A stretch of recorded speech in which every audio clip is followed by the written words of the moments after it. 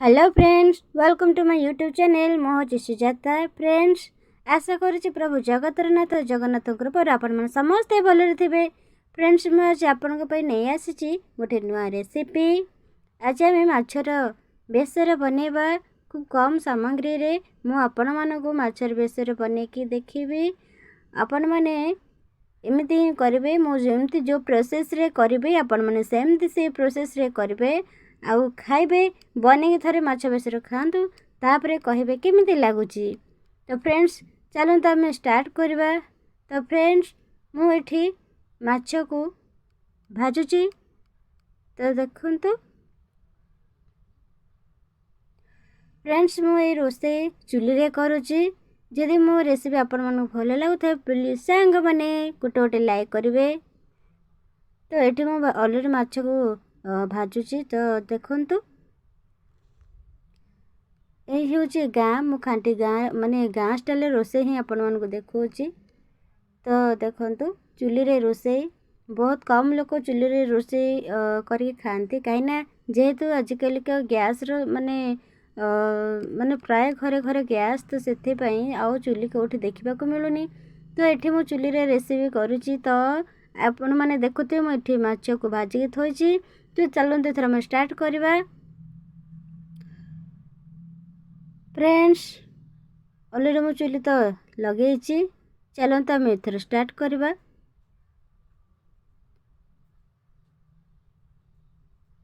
तो फ्रेंड्स, चलतु मुझे तेल पकेली। तेल आमर टिके गरम होची। तो फ्रेंड्स, देखु मुझे आगुरी बेसर ग्राइंड करके रखी। ए सोरिष, जीरा, सुखा लंका 3टा, रसुण, पियाज, तो सेठी मु ग्राइंडिंग आगुरी रखी। तो ये सामग्री आम ये रेसिपी बनैबा बिना टमाटर माछर बेसर। मु गोटे बड़ साइज पियाज काटिकी रखी। आंबुल 3टी रखी। आंबुल आ पियाज बेसर को लेकिन आम माछ बेसर करवा, किंतु एठी मु टमाटो पकई नहीं। तो देखो आगु देखिए केमती कौन है। तो ये आमर अलरेडी तेल गरम हो गलानी। मुझे पियाज पकई।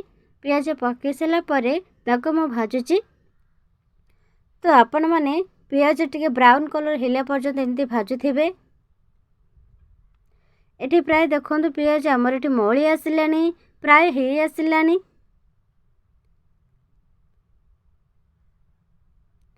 देखु पियाज प्राय तो पूरा माने तेल पूरा छाड़ी गलानी। तो एठी मु ग्राइंड करके रखिथिबा बेसर को पकेली। तापरे आमे लूण पकेबा, स्वाद अनुसार लूण पकेबा। तापरे हळदी पकेबा।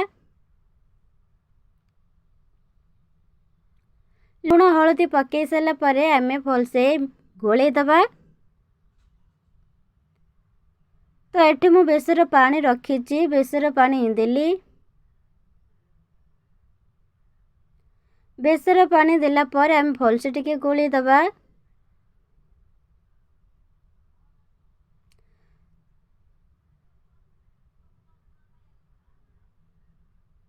तो फ्रेंड्स, चलतु एथर आमे पानी देबा। पानी पकई सारा पर आमे टिके कभर करदेबा बेसरटा सिझिबा पई। तो मुझे कभर कर देछि। देखंतु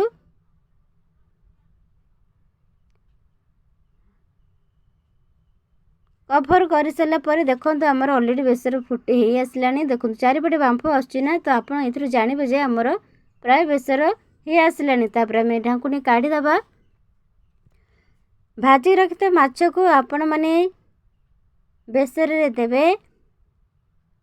देखो मुझे केमिति दउची। तो माछ को सब जाक बेसर रे पकेबे। माछ को बेसर पकई सारा पर आमे पुणी थरे कभर करदबा। फ्रेंड्स, आपण मैंने ये देखिपे मु टमाटर टोटाली मिसेनी, माने टमाटर टोटाली आड ही करनी। ये मु कभर करदेली। कभर 2 मिनट पर आपण मैंने काढ़े। देखो बर्तमान आमर बांफ बसलानी चारिपटे। ତ ଏଥର ଚଲନ୍ତୁ ଢାଙ୍କୁଣି କାଢ଼ିଦେବା।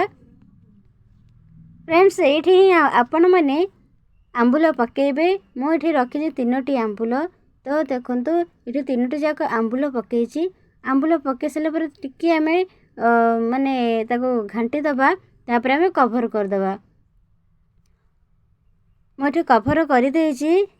ଦେଖନ୍ତୁ ପୁରା ବାମ୍ଫ ଯେମିତି ଆସିଲା ମୁଁ ତାକୁ କାଢ଼ିଲି। ଏଥର ଆମର ମାଛର ବେସର ପୁରା ରେଡ଼ି।